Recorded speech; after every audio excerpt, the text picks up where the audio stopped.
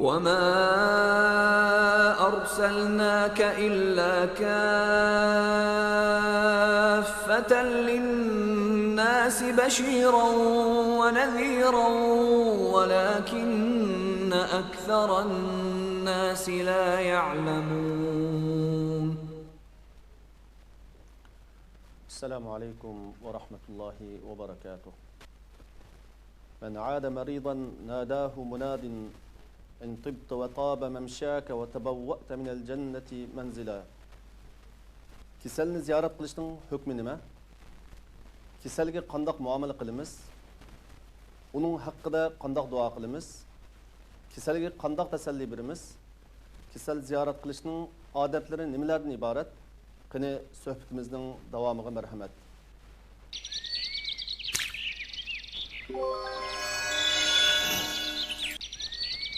Bismillahirrahmanirrahim. Elhamdülillahi Rabbil alemin. Ve usalli ve usallimu ala seyyidil evveline vel ahirin Muhammed ve ala alihi ve ashabihi ecma'in. Dünyanın arkayız cahillerindeki körümen kırındaşlar. Esselamu aleykum ve rahmetullahi ve berekatuhu. Bugün biz Allah'ın yardım bilen hukuk ve mecburiyet namlı programımızın 18. bölümüne sizler bilen ortaklaşış için ben Nizamettin Temkini hukuk ve mecburiyet namlı sohbetimizin daimlik mehmini Ustaz Muhammed Ali bilen bir araya geldik. Sohbetimizin bu bölümünde keselinin hakları doğrusunda toxtalımız. Esselamu Aleyküm Ustaz Muhammed Ali. Aleyküm esselam. Bugünkü sohbetimiz kesel kişilerge qandaq muamele qilish to'g'risida bo'ladi. Sözümüzde biz Resulullah sallallahu aleyhi ve sellem'nin musulmonning yana bir musulmon ustida 5 haqqi bor degan hadisidan başlasak, bu hadisda keselni ziyorat qilishni sanab o'tadi. Bu hadisga asoslanib keselni ziyorat qilishni ta'kidlangan sunnat desa, yani bir turkum ulamolar huquqning turidan deb qaraydi.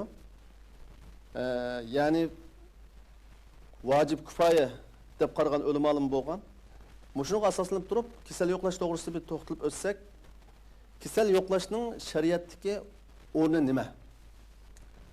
Bismillahirrahmanirrahim. Elhamdülillah ve salatu ve selamu ala Resulillah ve ala alihi ve sahbihi ve man wala amma ba'd. Sözümüzün başlaştığım ilgili bu sohbetke çağırganlık için sizlere teşekkür rahmetimi bildiriyorum. Sohbet için küçük kalgan barlık kıymetlerimizle Allah acı azim ata kılsın. Yani sohbet timimiz olan kesel ve keselini yoklaş meselesi hakikaten de mühim meselelerden birisi. Cemiyette bu meseleyi qarıttamında bir hata görülmüşler şekillenir. Mesela cemiyette ictimai ornu var kişilerden ki ağır qoğa vaqtlarda ulanı aramağılı koymaydan kişiler. Cıqlık edin yok hoşlanmalı cıqlıkta.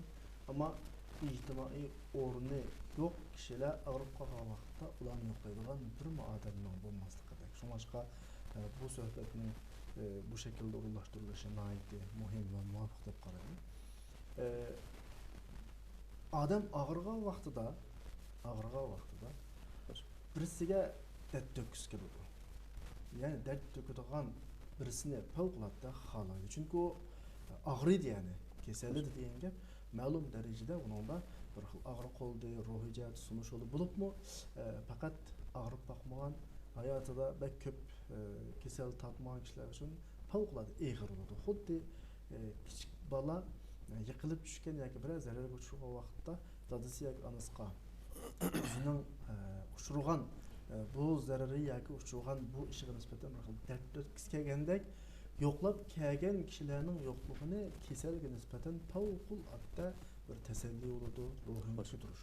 Ya'ni bu musulmonga nisbatan umumiy nuqtadan vojib deb qarasak bo'ladi. Endi bu kasal yo'qlash eng muhim tarafidan birisi şu ağrıgan keselinin manevi, ruhi haleti qanaqalığı kötürülür. Üzünün cemiyetinin normal bir ademlikini his qiladi. Hemen bir adam kemme. Hemmesi yo'qlagandan keyin tunuğanı tunumağan mesela etrafdagi yaqin xulum xo'shlardan tortib, masalan bir yerda ishlagan bo'lsa xizmatdoshlari bir yerda tijorat qilsa, atrofdagi do'konlar ish qilib, buning ozroq munosabati va yiroq yaqindan bak yaqin bo'lib kishilar yo'qlagandan keyin bu bir o'ziga nisbatan bir xil odamlik ishonchi, o'zining bir kishilik o'rni. Bu nuqtalar qanday qilib buningda shakllanadi? Hozir doktorlar buni aniq davatgan masala kasalning saqayishiga buning birilayotgan moddiy dorilardan bakroq ma'naviy tarafininki bak etkisi ta'sir bo'lganligini davatidi. Mush nuqtadan bak bir muhim ahvol. Undan boshqa kasal yo'qlig'ichi agar aqlliroq odam bo'lsa, biroz ko'pni ko'rgan odam bo'lsa, buning ustiga tushadigan bir ishlar bor kasal yo'qlashda. Ya'ni masalan odamga kasal tekkan vaqtida eng burun ta'sirga uchraydigan taraf ma'naviy taraf, ruhiy taraf. Xuddi mushu kasallardan bu odam bu dunyodan ketadigandek. Og'rib boqmagandan keyin bu. Chunki kasal deganning ba'zi cho'ng kishi bo'ladir. Azroq zukan tekib qolib ketadigan ahvolda o cho'ng masala bo'lmasa, ammo o'rin tutib yetib qoladigan ba'zi ig'ir ahvollarda kishining kallasiga har xil xiyollar keladi. Bu taraflari insonga ma'naviy jihatda favqulodda salbiy ta'sir qiladi.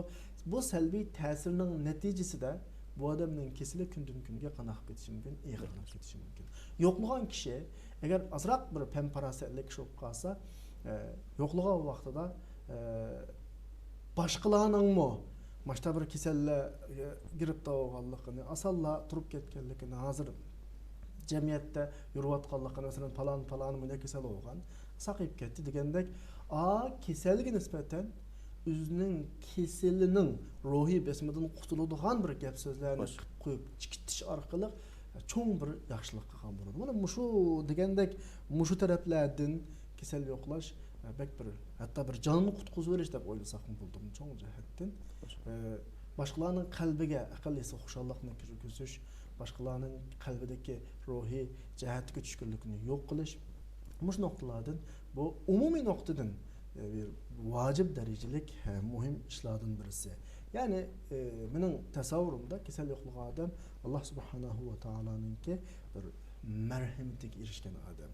Yani kasal adam emas, kasal yo'qlagan adam, kasal yo'qlash orqali Allohning merhametiga erishdi. İnşallah suhbatimizning davomida munosabat taraflari chiqib qolsa, buni texmo bayon qilamiz inşallah.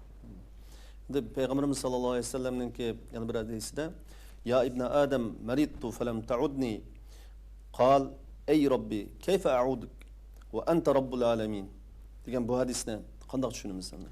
Hadis bir qator ishlarni tilga oladi ijtimoiy munosabatda ijtimoiy jamiyatninki sog'lom shaklda taraqqiy qilishga munosabatli bir qancha ishlarni shularning qatorida sizlar o'qigandek bu hadis qudsi Allah bizga xitob qilib turib Ya ibn Adam, ey Adam oğlu, ben ağırdım, kesel oldum, sen beni yoklamadın. Soraydı ki, ya Rab, ey Perverdigarımız, siz alemlerinin Rabbi, qandaq siz ağrıyla, degen bir sual ifadelanıvatıdı. Hadisninki jaryanı var. Biz bu yerde keselgi münasebet tarafından okuvatlar. Hadisnin ahirinde yine mana bir taraf var. Cemiyetteki aç yalan aç. İgi çaksız kişilerge igi sahip çıkış hakkında yabna Adam istatahamtuk ey Adam oğlu ben senden yemek içmek talep kıldım sen bana beğenmedin diye yerde bir ifade var. Kesel babıda hadisinin ahirinde qanday ifade var dese eğer sen aşı keselini yoklagan bolsan meni şu keselinin qeşidi tapalaytdın deydi Allah subhanahu wa ta'ala. Bak kesel babıda deyilgen gap. Andikin başqalığı yemek içmek, tamak birib, sahip çıkış, 5. sılaş haqqidagi mazmunlarning oxirisida agar sen aşı palanıga yemek içmek bergen bolsan, sen aşı bergen yemek içmekinin ecrini mening qeşimda tapıtdın deydi. Avval hadisning aşı bizga munosabatlik tarafini to'liq bir tarjima qildi. Aldı bilan qarindoshlarimizni tushunish uchun. Hadisda Allah bizga xitob qilib turib, ey odam bolasi, sen men og'rib qoldim, yo'qlamading. Ey Allah, seni qanday yo'qlaymiz degan olamlarning Robbi. Bilmadingmi? Palani bandam og'rig'anti, sen uni yo'qlamading. Agar sen uni yo'qlagan bo'lsang, meni shuning qeshida uchirtatding. Hadisning oxirisida sendan men yemek talep kıldım, beğenmedim. Ya Rab, sizler kandak yemek talep kılırlar. Kandak sizler yemek görürüz. Sizler alemlerin Rabbi. Palanı bendem. Yemeklik talep kıldı, sen beğenmedin. Beğen bolsan, şu tamıkını, beğen nersangını, ecrini benim kışımda şurtattın deydi. Diqqatimizin tadadigan bir nokta var hadisda. Kesel yoqlashga kelgan vaqtda sen shu kasalni yo'qlagan bo'lsang, meni shu kasalning qishda uchurtatding ifodasi bor. Tamoq bergan yerda tamoq bergan bo'lsang, tamoqning ajrini mening qishimda topatding. Ma ikki ifodaga qaragan vaqtda kasal yo'qlashning u qadar darajalik. Meni shu kasalning qishda topatding ifodasi o ajri, o bergan tamoqining ajrini berishdan necha hassa ustun turadigan bir ifoda yani. Bu yerda bu hadisda bizga beradigan mesaj nima desa, kasal yo'qlashninki u qadar favqul oddiy cho'ng bir ish ekanligining ifodasi. Ya'ni hadis shuni davatudi bu yerda. Kasalning o'zalini ayrim alohida bir ahvoli bor. Hatto Allohmi kasalga alohida muomala qildi. Xuddi bir odam men bir nuqta ifodalayotdi, men buni bana ta'sir qilgan tarafi shu. Xuddi bir odam og'rib qoldi degan gap. Allah bilan o'tirda parda qilmadi degandek. Chunki hadis qudsiyda sen uni yo'qlagan bo'lsang, meni shu kasalning qishidan topatding degan gap, kasallan Allohning o'tirdi nima yo'q parda. Yani sen kasalni yo'qlading, kasalni xushal qilding, uning duosini olding degan gap, xuddi sana nisbatan kasalning qilgan duosi bevosita nima ijobat. Kasalning qishqi vardingmi, xuddi Allohning qishig'i bo'lgandek. Namozda biz o'zimizni Allohning dargohiga deb qo'yamiz. Shu ifodalar bor. Ma hadisning bizga beradigan mesajning yana bir masala, yana bir uchur. Xuddi kasal yo'qlashning hammasi namoz o'qigandek. Ashta bir Allohning huzurida bir ibodat degandek bir xil nimani beradi bu yerda, tuyg'usini beradi. Undan boshqa, yuqoridagi hadisdan boshqa, kasal yo'qlashning ahamiyatidan birisi insan normalda fakat ağrımasa hayatta,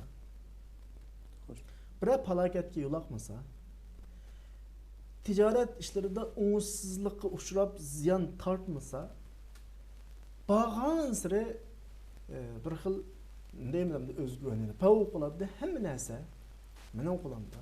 Men degan mashtar bir odam, safsaq, faqat og'rimaydigan, hamma ishni ben üzerinden aklıyla kıvatıma deydiğim bir şekilde edilmiş. Bunun küçük adamdan tartıp çoğun bir devletliğici bulduğum bir ahval. Yani insan hedidini aşıdı. Kisel yoklığan vaxtıda biz şunu görürüz. Yani insanda bir acizlik var. İnsanın öz iradesinden sırf bir haletler olur ki. Yani insanı keynidan qanaq turadigan, kuchlantirib turadigan, ta'minlab turadigan, yordam qilib turadigan shu bir kuchga tayanmag'inida insonning ishi yurishmaydi ekan. Tunugun taq sapsaq odamdi. Taq iqtisodiyot tunugun taq nihayat iqtisodlik odamdi. Bu ahvollar yo'qlagan kishiga nisbatan bir xil signalni beradi. Yani bu özüdeki haddini eşivatkan, Allah'tan yiraklaşıvatkan, mesela özüge bunda haddini sırf işence kılıvatkan terpige nispeten bir melhem. Bu kaide, bu inik kaide. Bedir'de bir misal alayım, kıskagına. Müslümanlar uruşga çıkmagan. Oylamağa yedin, çoğun bir uruşundan aldık gap kaldı. Hemmimiz ensiravatı, korkuvatı. Düşman üzünün üç həssi köp. Bula resmi uruşqa çıxmagan bolğaçqa qanda quraldan çıxırlıq, yengil quraldan çıxırlıq. Şu halətdə cəngə kirdi. Bu halətdə hər bir əskərinin ki, şu vaxt öylədiyini nima olsa, Allah bizga yordam beradi. Üzdə işenç yo'q, Allah qo'ygan ishonchdan kirdi. Üzgü qo'ygan ishonchdan emas, Allah qo'ygan ishonchdan g'alaba qildi. Hunayn dicho. Hunaynda o qadar ko'p son. Bütün kabileler asasen İslam'a kirgende kefeti istedim. Müslümanların qo'shiniga qarasam, bu qo'shin qana qilmaydi, yengilmaydi degan bir xil o'ziga nisbatan favqulodda ishonch qilib ketishi bor. Yengildi. Bu bir qonuniyat. Musulmonga xos qonuniyat. Burada musulmon bo'lgan ekan Alloh bilan bir to'xtamga kelgan bo'ladi.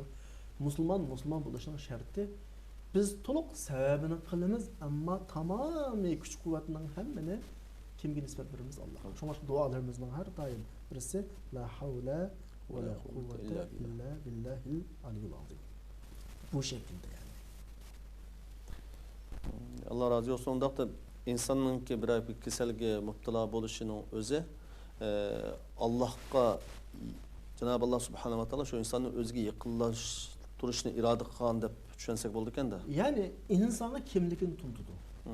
Kesel, dert, alam, şu münasebetlerden de başka bir bazı bir xafalıqlar, yani mandaq çıtqa vaqtda insandaki bazı bir kuralgan acizliklar insonga özünün kimligini bildirdi. Şu vaqtida to'g'ri yo'lni topdi, acizlik nuqtalarini yamaydi yoki itiloqlaydi, ondan keyin g'alaba erishdi. Mana bir hadis var ya, Abu Davud, Tirmizi rahimahumulloh rivoyat qilgan.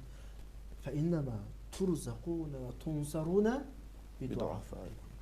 Acizlaringlar bilan rizq berilisizlar ve nusrat berilisizlar. Yani insan şunda mağrurlangan vaqtida men manda bir insan boldum, yoki biz bir toplum şekilde manda bir cemiyet olduk, manda bir devlet olduk, manda bir millet olduk deb mağrurlangan hamon mag'lub bo'ladi. Qachon o'zining ojizligini eslab tursa, o'zining kamchiligini eslab tursa ve Allohdan yordam talab qilib turib bütün sebeplerini hammasini qo'llanganida aniq bo'ladi. Men amaliy gapdan birini qilay. Tuluq o'ziga haddidan ziyod ishongandan tayyorlikni tuluq qilmaydi. Qilishga tegishli sababini tuluq qilmaydi. Ammo o'zidagi ma'lum bir ojizlikni his qilib to'g'a odam o'zidan qilayotgan mush ishida oxiriga chiqolmaslikdan ansilab qilishga tegishli tayyorlik, elishga tegishli tadbir hammani tuluq qiladi.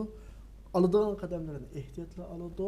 Eng muhimi Alloh qo'ygan ishonch buningda eng yuksak seviyaga yetadi. Şunu bilan g'alaba bo'ladi, bayatdan qadasın şu. Dal kesel, bugungi suhbatimizning temasi olan kesel insonga o'zining shu taraflaridagi hajmini bildiradi. Sen qanchalik insondin? Tunigun taxa kuchtungur. Yolvas gibi mesela. Arslan gibi. Onu hökra atgan bir inson. Tuyuqsiz bo'lgan og'irdi. İnsanning o kadar acizligini his qildi. Yani men mushidlik inson ekanman. Mana bu kuch-quvvatni berayotgan kimken Allohga deydigan bir xil tunush to'g'ri tushunch shu vaqtda paydo bo'ldi. Shunlashqa siz degandek kesel amaliyotda insonga nisbatan bir musibat olmasdi.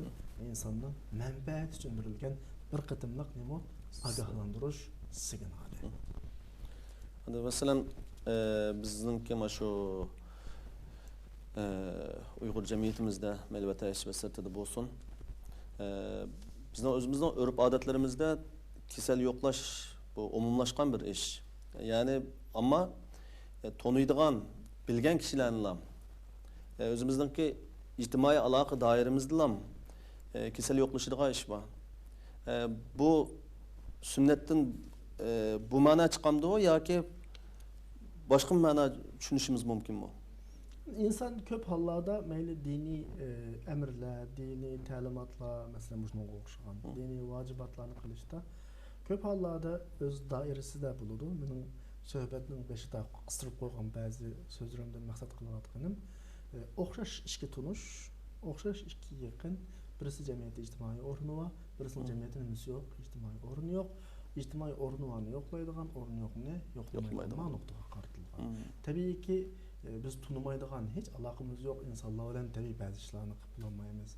Hatta yoklab basak onunla nispeten asli yoqlashning sababi bo'lgan onun dert alamini yengilletish, masalan dert alamini yengilletish, onunla voy xotirjam bo'ling, sizdek nurg'a adam og'rib saqaygan, kallasiga kirib olgan, men mushuk kasallan qanaq o'lib ketamanmi deydigan bir xil tuyg'u dedim ya. Shu tuyg'uni yo'q qilish qatorliq manda bir maqsadlar var kasal yo'qlashning. U maqsadlar ado bo'lmasdan aksicha bu odam tunmasam nima kelganda bo'ladi. G'ayriliklik bir xil his qilib qilish mumkin. Shu mening da'vatqinim A nuqtada bo'ladi. İbrahim Aleyhisselam'ın ki kıssını bayan kılgan ayetdi mi? Allah Subhanahu wa Ta'ala "Ellezî halakani fehuve yehdîn vellezî huve yut'imuni ve yesqîn وَإِذَا مَرِضْتُ فَهُوَ يَشْفِينِ. Bu ayet İbrahim Aleyhisselam'ın keselini özge nispet berişide başka mana mı ifadelandı? Allah subhanahu wa taala insonning hayotida inson uchun xizmat qiladigan u qadar necha millionlarcha prinsip qonun yangilikdir. Misal elish hojatsiz quyosh, oy, havo, yer shari. Bütün qonuniyatlarning hammasi muqim. Bizning quyoshning kunda mashriqdan chiqish uchun duo qilishimiz hojatsiz. Ya Allah, bugun quyoshni mashriqdan chiqarib bergan demasak bo'ladi. Ya Allah, bugun bizga nafaslanadigan havo bergan demasak bo'ldi masalan. U muqim bir inson uchun xizmat qiladigan qonuniyatlar. Va insonning sog'lomligi va rizqimi shu qonuniyatlarning birisi, ammo o'xshamaydigan tarafi nima bo'lsa, bu ikkisi biroz harakatlanib turadi. Ba'zi ko'p bo'ladi, ba'zida oz bo'ladi. Ammo oksigen azob qolmaydi. Havoning yo'qi azob qolmaydi masalan. Bizga berilayotgan suv alhamdulillah alayda halop qolmasa normal. Illaki sog'lomliklarni rizq insonda doim oldiga va keyiniga, ustiga, ostiga harakatlanib turadi. Ba'zida Alloh rizqimizni kengaytirib qilib, qanov ketimiz, maşallah, paravan turmushda yashaymiz. Ba'zida tuyuqsiz ba'zi bir ishlar tufaylidan pastga tushishga majbur bo'lamiz. Ba'zida sog'lom bo'lib yashaymiz, ba'zi vaqtda og'rib qolamiz. Mush ikki ish bu shaklda o'rinlashtirilish orqali bayram suhbatning beshida deganimdek insonga nisbatan bir nima ogohlantirish. Texmo to'g'risi bu ifodaniki Alloh qo'ygan nima yaqinlashish. Alloh har doim inson o'ziga tortib turadigan og'amchini o'sha ikki nuqtadan iborat. Ya'ni inson shunda bir xafalık quchasa, shunda bir ziyon bo'lib ketsa jarida darrov qo'lni ko'tarib qanday qildi? Har qanday duo qiladi. Bir yaqinlashish. Og'rigan odamning har qanday duo qiladi. Bu bir yaqinlashish. Demek bu ikki ishni insonga Alloh zaminda o'rinlashtirgan millionlarcha ne'matning ichidagi bu ikki ne'mat inson bilan Allohni bog'lab turadigan ne'mat. Va inson bilan Allohni o'tirni yaqinlashtiradigan ne'mat. Shu boshqa sizlar o'qigan oyatga sura shu oraninki 78, 79, 83 oyatda İbrahim Aleyhisselam Allohni tunishtiryapti. Robbini tunishtirib, shunda ikki xil ahvolni alayda tilga oladi. Rabbim bana yemek içmek beradigan zat ve men ağrıp qalsam qanday qiladigan zat shifolik bo'ladi. İki ahvol Allohni tunishtirganda alayda tilga elinishning sababi Alloh bilan menning o'tirni bog'lab turadigan narsa birisi rizq, yana birisi nima? Sog'lik. Shunga biz gapimizning temasiga qaytsak, kasal insonga nisbatan musibat emas. Musibat ko'rinsimi? İnsonga ziyonliq emas, ziyonliqda ko'rinsimi? Amaliyotda insonga o'zining kimligini tunutadigan, Robbiga yaqinlashish fursati beradigan bir ne'mat deb tushunilsa, mencha xato olmaydi. Allah razı olsun. Hürmetli qarindoshlar, suhbatimiz kasal kishilarga qanday muomala qilish to'g'risida, ya'ni kasalning haqlari to'g'risida davom qilyotdi. Biraz avval kasalning haqlaridan kasalni ziyorat qilish to'g'risida to'xtaldik. Endi ziyorat qiluvchining kasalga duo qilish to'g'risida to'xtalsak, Rasululloh sallallohu alayhi vasallam duo qilib kasalni ziyorat qilgan vaqtida Allohumma ishfi sa'dan, Allohumma ishfi sa'dan, Allohumma ishfi sa'dan degan rivoyatlar bor. Va shunga o'xshagan undan boshqa Peygamber sallallohu alayhi vasallamning kasalni ziyorat qilgan vaqtidagi duolaridan Allohumma azhibil ba's, Robbin nas, washfi anta shafi, la shifa illa shifak. La shifa illa shifauk. Shifaan la yugadiru saqama. Degan bu hadislar bayon qilindi. Hamda mana yuqoridagi duolarni chiqish qilib turib, bir shifo haqida azroq bir to'xtalib o'tsak. Peygamber aleyhissalatu vesselam'nınki bizge kisel hakkıda mayli başkalar ağrısın ya gözümüz ağrıp kalaydı. Hatta kılıdığan duanı tatip übütüp koygan dualardan birisi. Ey Allah özünün namı bilen dua kılımen, ey kişilerinin Rabbi bu keselimni menden ketkіз vesile, şifalık vesile, özürü şifalık vergüçe, sının şifalıklardan başka şifalık yok. Yani hadisda bizge bəyməkçi olğan uçur neyim o dese, insanın sağlamlığı yoki ağrışı ve ağrıgandan keyin şifalık tepişi tamamen kimge ait? Allah'a ait iş. Biz mana noktadan bir qarab bakaylı. İnsanga nazar tashlagan vaqtimizda inson qanday aylangan desa, saqiyish tarafdori, saqiydigan bir shaklda loyihalangan inson.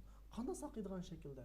Masalan, kichik bola cho'ng odam bo'lib bo'lg'ich yo'g'onaydi, so'ngaklari yo'g'onaydi, terilari yo'g'onaydi, masalan, badanda o'zgarish bo'ladi, butun badan a'zolari yo'g'onaydi, shundaymi? Ma'lum yoshga bo'lgandan keyin to'xtaydi. Demak, buning so'nggi endi o'zgarmaydi. Go'shi endi o'zgarmaydigan o'xshaydi deb tursak, puti sunib ketsa, o sungan so'ngga keyin qaytadan qana qilib bir-biridan tutishadi. Bilamiz bizning yurtlarda yerlik taniqchi deymiz. Sungan so'ngaklarni hammasini chiroyli o'z joyiga akib taniqlam qo'ydi, boshqa ish qilmaydi. Bugungi doktorxonalarda shu operatsiya qildi deydi. Shu yerga qoldiq qonlarni tozalab degandek so'ngakni asliga akilib jipsilab qatiriblam qo'ydi, boshqa ish qilmaydi endi. Yoki midirmaslik uchun mehlaydi, asliga keladi. Ya'ni bir odam cho'ng'og'ichi yo'g'inidi, tamam bu vaqtda so'ngak yo'g'inaydi degan deb tursaqmi, odam cho'ng'ib bo'lgandan keyin so'ngak to'xtaydi ya, midirmas o'zgarmaslik kerak so'ngak asli. Lekin shundan so'ng deb doktor asliga akib jipsilab tengib qo'ydi, tutishib qoldi birisi-birisidan. Biriga kesilib ketdi, go'shi muskullar. U qon chiqayotgan yerdan qonni tozalab biriga akib qo'ysak, to'xtab, go'shlar birisi-birisi bilan tutishib, bog'lashib, tirilar o'zaro yemlashib, saqib qoldi. Men shu oddiy shaklda doktor emasman, oddiy tildan tushuntiryapman bunaqa doktor atalog'larini bilmayman u vaqtda.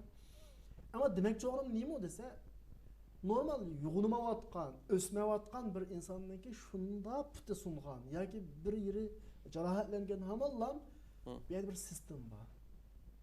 Darhol aktiv holat ko'tablam. Burun yo'g'ilmayotgan so'ngak sungan vaqtida birisi-birisidan tutish uchun harakat qiladi o'zaro birisi-birisidan. Burun yo'g'ilmayotgan go'sh shunda jarohatlanib, echilib qolgandan keyin birisi-birisidan tutishib, go'sh yo'q yerga qanday qaynab, go'sh qaynab o'zaro asliga keladigan bir holatga harakatga o'tadi. Mushu bizga nima ifodalaydi desa, inson avtomatik, hozirgi tushunishlik desam, avtomatik saqiydigan bir sistem bor insonda. Illaki insonning Allah ziminda qo'ygan yemek-içmek, dam olish, uyqu, yasham qoida prinsiplariga uyg'unlashmaganlik uchun kasal paydo bo'ladi jamiyatda o'zida. Ya u ya bu sababli endi. Va mushu paydo bo'lgan kasalga agar normal bir muhit hozirlansa, insonning badani qaysi tarafga qarab mangadi, saqish tarafiga qarab mangadi. Ya'ni bir doktor, bir yani davoladi degan gap sirtdan bir narsa qo'shmaydi. İllaki şu bedendeki şu ağırgan, kesel olgan yerlere nispeten normal muhit hazırlaydı. Normal üstüşüge daxil qilayotgan viruslar mesela, hazır yalloq deylen mesela. Şununla qarşı şunu to'xtatadi. Andan keyin beden o'zining normal o'sish sistemasi qo'zg'alib, shu o'sish tarafga qarab asliga kelishga boshlaydi. Mening tushunishimda doğrunun bedenge payda qilish ahvoli bu. Yani bedenning normal hayotini davom qilishga qarshi bir virus paydo bo'lganlik uchun inson og'riydi. Doktorning qiladigini mushu virusni qanaqa qiladi? To'xtatadi, vaqtlik olsun yoki mangulik olsun. Ma virus yo'qolgandan keyin beden normal holatga o'tib, saqiyishga qarab mangadi. Bu demak, nima demak endi? Saqiyish insonning vujudiga o'rinlashtirilgan bir sistem.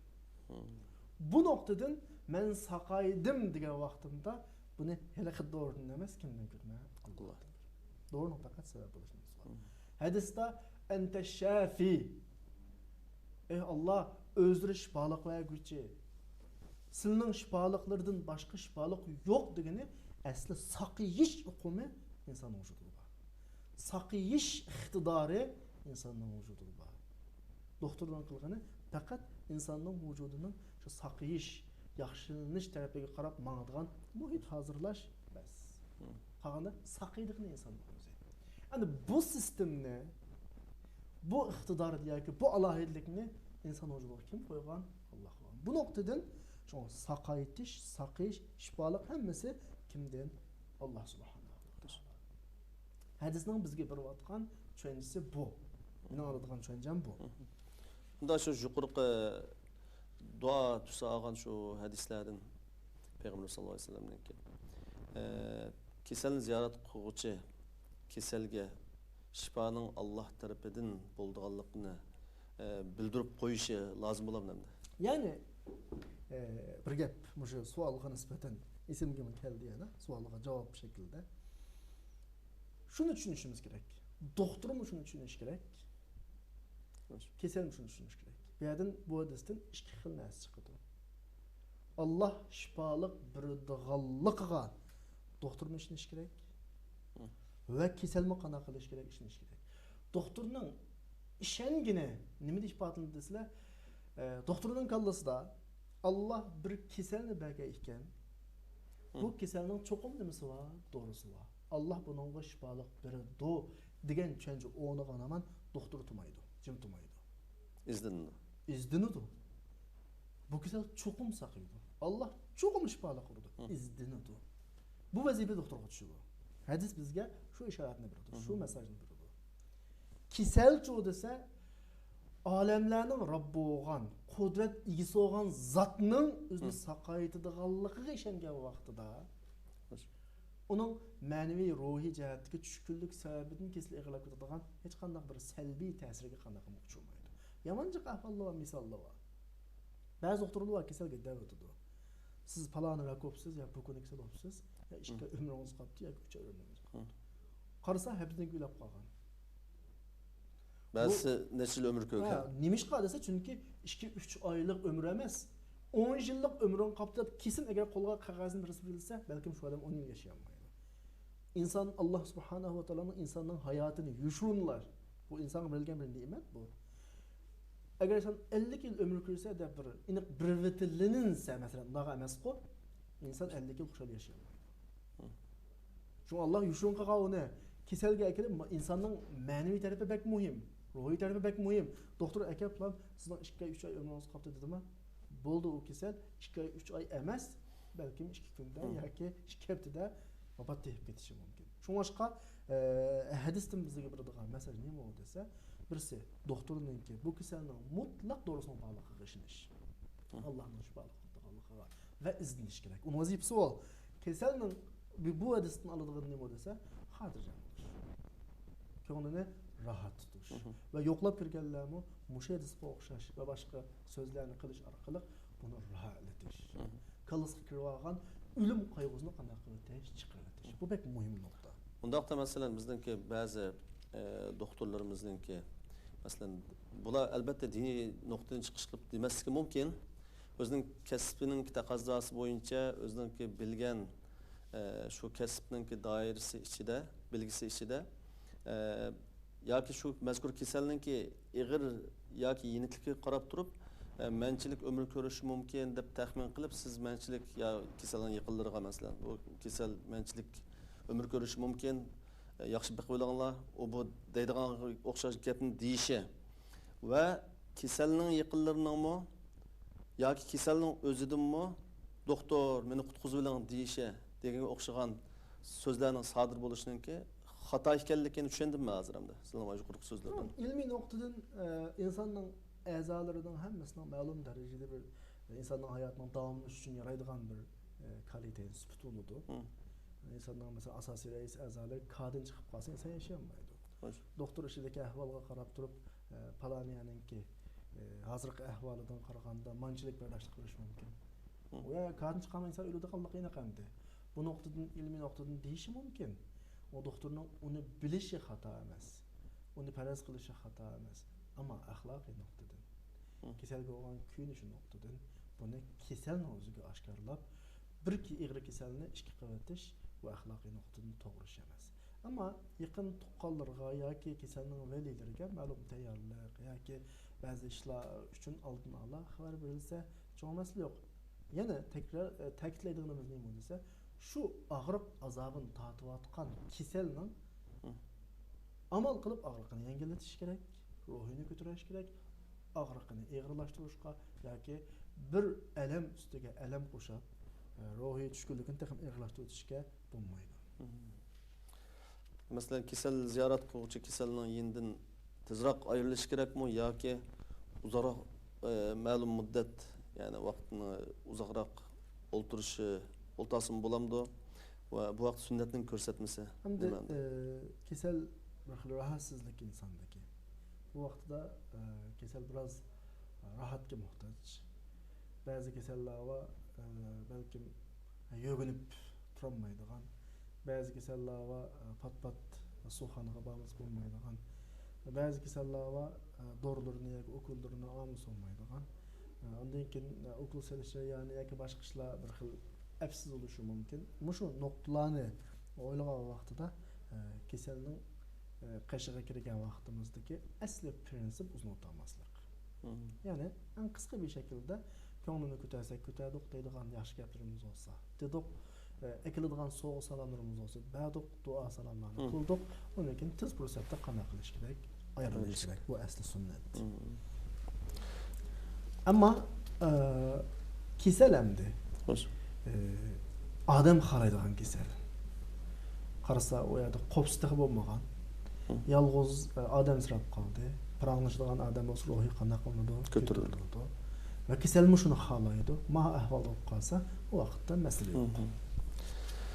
Yuqorida hadisda vashfi va anta shafi degan hadisning mazmunini tushunib o'tgan bo'ldik va undan keyin Payg'ambarimiz sollallohu alayhi vasallamning yana bir hadisi zikr qilingan bo'ldi. Ma anzalallohu min da'in illa anzalallahu dawa. Ya'ni bu hadis kasalga umid bag'ishlamdi endi. Bayatın deb o'tdim bu nuqtani. Allah her qanday bir keselni bergan bo'lsa, mutlaka bunun bir nimasi var doğrusu. Bunun iki tarafı var. Tekrarlay. Birisi doktora nispeten izden degen şu. Çokum doğrusu var. Bu hadisinden ki bizge bir adıgan uçuruyor. Allah her qanday bir keselni bergan bo'lsa, bunun nimasi var doğrusu var degeni birisi doktora bergan emas. Sen izden. Vazifen o. Kesel görgeni ne olsa sen sakıysa diyen gap bu.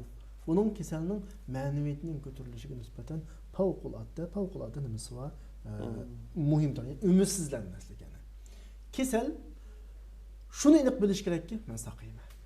Maştallam o'ylash kerak. Keselni bergan Allah çok mutlaka bunun bir nimasi var, doğrusu var. Men xotirjam. Ma şekilde muomala qilish kerak.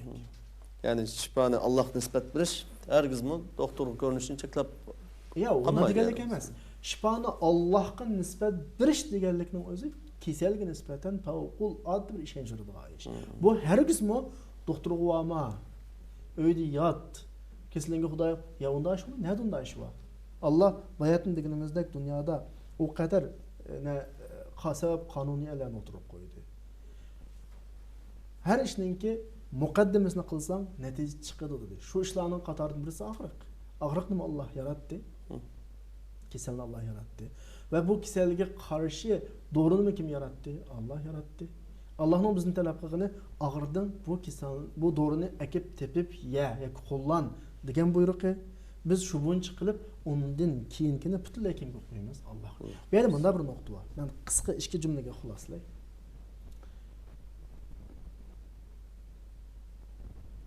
Butunlay Allah'a tayinish. Başka hiç narsaga qaramasdan. Ve butunlay yoki butun vujudimiz bilan doğru ishlatish, davolanish xuddi undan boshqasi foyda qilmaydigandek. Ikki prinsip tam bo'lishi kerak. Mu'min bo'lish sifatimiz bilan qalbimizga qilchlik mukammallik kerakki, Allohdan boshqa hech qanday tayanchim yo'q. Bu kelish kerak qalbimizga. Allohdan boshqa hech qanday bir narsani qalbimizga mukammalligimiz kerak. Mu'min bo'lish sifatimiz bilan ve yani şu mu'min bo'lish sifatimiz bilan Allohning sababga buyurgan bir bandalar bo'lish sifatimiz bilan zaten doğru qilmasam qat'iy saqlaymayman. Demek maddi ve manevi sebepni tang elib bilishimiz muhim. Allah'ның buyrug'ini bu yani. Hergiz ba'zi ishlarimiz aqmagan vaqtda biz xato tushuncha bilan tavakkul deb atib olamiz. Bu tavakkul emas, yo'nalish shu. O ba'zini xato qilib qo'ygan. Masalan, doktor doğrunu belgilab berdi. Shu vaqt yeysiz, anda sanspirlar bilan bildi. Muş noktaları xuddi aşta yemisiz, payda saqaymaydigandek muomala qilib yeymiz. 3 gün davolanasiz, zaten 3 gün davolanmasak saqaymaydigandek davolanamiz. Bu doğrunu atdigan soat manjida, kes soat manjida qo'llanasiz, xuddi shu soat minutiga rioya qilmasak saqaymaydigandek rioya qilamiz. Bu sababni tutqanlik tarafi ve onun arkasından Kalbimizde Allah'tan başka oylamayız ki bu kişilerin fakat kim şifalı kurudu? Allah'la şifalı kurudu. Bu noktadaki doğru düşünce bu. Herkes bu yerde sen Allah'ın bendisi Allah şifalı kurudu. Davalanma. Bunda iş yok. Ya ki Allah'ın çıkırıp de doğrunu abdan işletsen sakı ise bunda iş yok.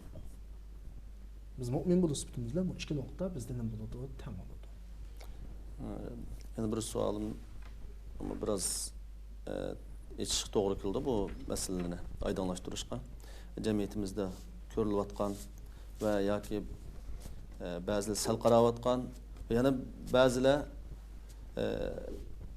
nayeti çın turu bilip bu meseleni kisel boğucu ziyan tatıvatkan ahvallar mı yok emas. Kisel kız hanımlarının doktorga görünüş doğru bolamdı. Eğer bolu desek nemi şartlar aslında doğrusu olur. Asli bir Müslüman cemiyeti, Müslüman yaşayotgan bir cemiyet toplum. Belki özünü ben Müslüman dep oylayotgan her bir adamın bu sualını soraştan ilgili üstüge manda bir mesele düşüyor. Cemiyette ayal tam okşaş bir dünya bu. Mi yaşaydı, ayal mı kana kılıdı yaşaydı. Mi ağrıydı, ayal mı kana kılıdı, ağrıydı. Bunu biliş gerek. Dinimizdeki ayal oturdaki arılışış noktasında bir nimesi var, talimatı var. Bir ölçenleri var. Ayal ağrıp kalgan vaxtıda ergi kürensi bulandı degan sualdan ilgili ve billa mana iki sual düşüyordu. Ayalga kürensi. Doğanlık mesele ayal ergi kürensiler emas, ayalga kürensi. Bu noktada okşaş bu ikisi. Bunun da mühim bir mesele var. Sizin kallanızga kelgen şu namahremler öz ara birisiga ayalga kürünüş meselesi, ayal erge kürünüş meselesi, bu namahrem meselesi hakkında hakiki oylangan bolsanız siz bunu qanday tayyorlab qildingiz? Yani ayallarni davolashga yetarlik ayal doktoruna hazırladınızmı? Erini davolashga tegishlik doktoruna hazırladınızmı, yo'qmi? Eğer hazırlagan bolsanız üstünüzdeki bir vacibini ada qilgan bo'lasiz. Hazırlamagan bolsanız siz ma haqda o'ylanishdan ilgari mushu ishning oldimizga kelib qolmasligi uchun ayollarimizniki namahrem erlarning oldida davolanish uchun majbur bo'lib qolmaslik uchun erlarning namahrem ayollarning oldida davolanishga muhtoj bo'lib qolmaslik uchun hozirdan boshlab har bir o'zini musulmon men mas'uliyat va üstümde deb o'ylagan odamninki mush nokta uchun harakat qilishi vojib. Bütün Müslüman ayollarımızın davalanışına yeterlik ayol doktorluğu bizning aramızdan çıkış gerek. Bütün Müslüman erlerinin davalanışına yeterlik doktoru bizning aramızdan çıkış gerek. Bu mening sizning sualga naq javob berishdan ilgari qiladigan bir tavsiyam. Mencha masalani ifodaladim. Maqsadni ifodaladim yani. Allah'ını dükkanı yardımlaştırış bu sebepler bilen terbiyesiga ahamiyat vermeslik, millet için yaramlıq adam qılmaslık mesela, onu oylamaslık. Növt kelgan vaqtida doktorun oldida ayol doktor davolansa bulamdı. Ayol doktorun oldida doktor davolansa bulamdı degan sualni so'rash bu haqiqatan bir bema'nilik va ahmoqonlik. Tamam. Sualning o'ziga kelgan vaqtimizda İslamning asli qoidasi bo'yicha men degandek ayol doktorni ayol davolash kerak. Doktorni davolash kerak. Eğer aşta şarait hazırlansa bunda sual çıkmaydı. Şunda. Çıkmaydı. Çıktı degan gap ihtiyaç var degan gap. Ayollarımız zarar görücü, erlerimiz zarar görücü. Erler qanda davolanması bo'lmagandek ayollar davolanmasın bo'lmaydi. Qana qilib davolanmasa? Davolanmagandan keyingi salbiy natija texmi ig'ir bo'ladi. Şoňaşqa bunun da faqat zaruratla muhim bo'lgan vaqtida, ya'ni zaruratlar bo'lib qolgan vaqtida Alloh subhanahu va taolo harom ishlarni muboh qiladi. Fiqhiy ma'ruf qoida. Hojat miqdorida eng ehtiyot qilgan bir shaklda qana qilish kerak, davolanish kerak. Endi men o'ylayman, endi haqiqiy iffatlik bir musulmon doktor oldiga davolanish uchun kelgan ayolga nisbatan kuyinish ko'zi bilan qaraydi. va qarashga tegishli bo'lmagan yerga qanaqa qilmaydi, Qaramaydi. va qaramaslikka kerak. Bu nuqtalarni alohida qanaqa qilish kerak, ta'kidlanish kerak. Qanaqa turliqi jamiyatdagi naq kasal olgan emas, masalan, aniqroq desak endi doktorxonalarga kirsa tashvish uchun kiyimingizni butunlay selang deydigan masalan. Yoki butunlay samisin bo'ldiga yerda butunlay selang deydigan manda holat bo'lib qolsa qat'iy bo'lmaydi. Cho'qim doktormi bu haqda rioya qilish kerak, diqqat qilish kerak. Ayollar va erlar o'xshash bu haqda. Erlarning ayollarning oldida masalan echilsa bo'lmaydigan yerlarini echib yetishi, masalan ayollarning o'xshash, hukm o'xshash. Bularmi ash hojat miqdorida ham qattiq diqqat qilgan bir shaklda o'zining kasalini davolansa tamoman bo'ladi. Ya'ni har taraf qanaqa qilish kerak, ehtiyot qilish kerak bu tarafda. Ya'ni agar ayol doktor bo'lmagan ahvol ostida diyonatlik musulmon doktorga ko'nish bo'ldi demoqchi. Ayol doktor bo'lmagan vaqtida tartib bo'yicha keladi. Ayol musulmon pak doktor bo'lish kerak. Bo'lmaganda musulmon bo'lmasmi ayol doktor bo'lish kerak. Bo'lmaganda undan keyin musulmon diyonatlik er doktor bo'lsa, zarurat miqdorida, hojat miqdorida davolansa bo'ladi. Bu tartib bo'yicha mana shu kerak. Yana ta'kidlaydiganim har taraf bak diqqat qilishi kerak bu nuqtada. Unda bo'lgan vaqtida bu yuqoridagi savoldan yana bir savol tug'ildi. Endi masalan qiz xonimlarning er doktorga ko'rinish to'g'ri kelganda xilvat shakllanmaslik uchun yanada mahrami bo'lishi lozim. Diqqat qilishga tegishli kerak deganim shu. Masalan u xonim qizlarimizdanki yo'ldosh bo'lib qolsa, yo'ldoshi bilib berish kerak. Xilvat qo'ymaslik kerak. Yo'ldosh olmagan taqdirda uningga mahram bo'ladigan birisi hamroh bo'lish kerak. Mush nuqtalarda alohida diqqat qilinsa bo'ladi. Alloh subhanahu va taolo bizni ashta bir qiyinchiliklarga qo'yishdan saqlasin. Millatning ayollarimizni davolag'idek ayol doktorlarimiz, erlarni davolag'idek er doktorlarimizni ko'plab chiqib bergani nasib qilsin. Millatning kalasiga shunday bir tushuncha ato qilsinki, masalani yiltizdan hal qilsin. Savolni er doktor ayol doktorga ko'rinsa bo'lamdi, ayol doktor ayol erga doktor ko'rinsa bo'lamdi emas. Aslında sualning tushib qolmasligi uchun Alloh subhanahu va taolodan bizga tavfiq so'rayman bizning millatimizga. Oldin Allah millat bunga harakat qilish kerak. Masalani yiltizni hal qilish kerak. Deb bizning vaqt munosabati bilan suhbatimizni bu joyga borgan bo'ldi. Oxirisida biz muhojiratdagi yashayotgan Uyg'ur musulmonlarga masalan Yevropada olsun, Türkiye'de olsun, başka memleketlerde olsun, yukarıdaki sorulgan sual köp uçuraydıgan, ya ki hiç nasip olmaydı o dep, ya ki özü halap ayal doktorga, ayal doktorga barıdığan, ya ki ayal doktora er oluduğan ya ayal oluduğan, aile oyuncu kesilini köktüdüğan, başında ahvallar mevcut. Bu meselede nemelerge dikkat qilish kerak. Qayta yuqorida so'zlanib o'tdi. 30 sekundlik bir xulosalab. Ya'ni biz vatandan ayrilib ketdik hozircha vaqtliq. Vatan sirtida yangi bir dunyo qurish to'g'ri kelib qoladi endi. Qurib bo'lguncha balkim sizlar o'tirib qo'ygandek majburiy ahvollarga duchor bo'lamiz.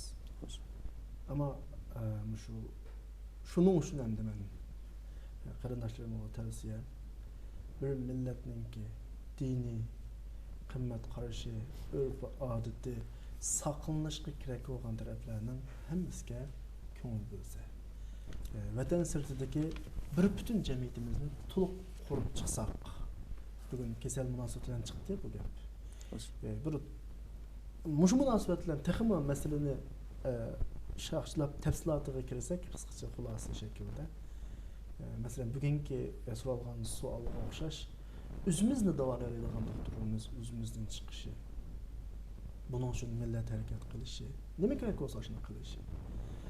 Mayli boshqa hamda siyosiy va boshqa ijtimoiy iqtisodiy jihatda bir millatning mavjud bo'lib turishiga, ya'ni o'zining iymonini saqlagan bir shaklda, urf odatini, qimmat qarashini saqlagan bir shaklda mavjud bo'lib turish uchun nima kerak bo'lsa, nima lozim bo'lsa, bu shu ummatning ustiga umumyuzlik vojib bo'ladi. Shu ish vujudga chiqsa, tamam, ummat bu vazifadan ado bo'ladi. Agar shu paytda qilib qilib o'zining mavjudligini saqlayamiz millat, mushu millatga a'zo ta'var edigan har odam qiyomat kunisi Allohning oldida bir millatni zoya qilayotganlik mas'uliyatini ustiga oladi. Bunun sual soruğa qoladi va buning jazosini tatidi qiyomat kuni. Men millatimizga mushuni alohida eskartaman. Allah razı olsun. Hürmetlik görünmeliler. Kesel kişiler qanday muamele qilish to'g'risida va kasalning haqlari degan mavzudagi huquq va majburiyat nomli darsimizninki 18 bölümünü müşahede oxirlashtirman. Bu munosabat bilan suhbatimizningki mehmini ustoz Muhammad Aliga rahmatimni bildiraman va Janob Alloh subhanahu va taolo dunyo va oxiratda yaxshilik tilayman. Va shuning bilan birga barliq ko'rurman qarindoshlarga va bu suhbatni tarqatgan, paylaşgan, hambahrlagan qarindoshlarga Janob Alloh subhanahu va taolodan dunyo va oxiratda yaxshilik tilayman. Assalomu alaykum va rahmatullohi va barakatuh.